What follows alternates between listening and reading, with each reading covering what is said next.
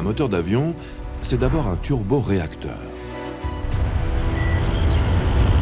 L'air est aspiré, il pénètre dans le compresseur qui le comprime grâce à un système d'ailette en mouvement et le porte à 500 degrés. Sous haute pression et haute température, il passe ensuite dans la chambre de combustion où il entre en contact avec du kérosène. Ce mix de l'air et de gaz comprimé est enflammé, et du coup ça le met en expansion. Et si je dirige ça vers l'arrière, en réaction, j'ai une propulsion de l'avion vers l'avant. C'est l'accélération de cette masse d'air qui génère la poussée.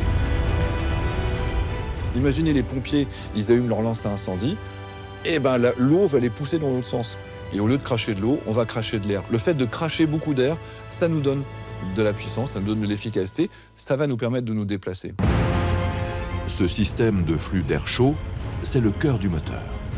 Mais dans les avions de ligne modernes, cette technologie est enveloppée par un immense ventilateur, la soufflante.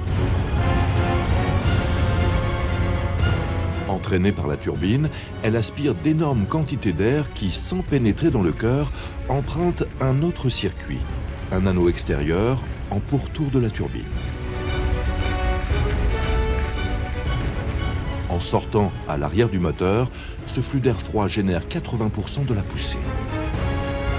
La partie froide pousse beaucoup plus que la partie chaude.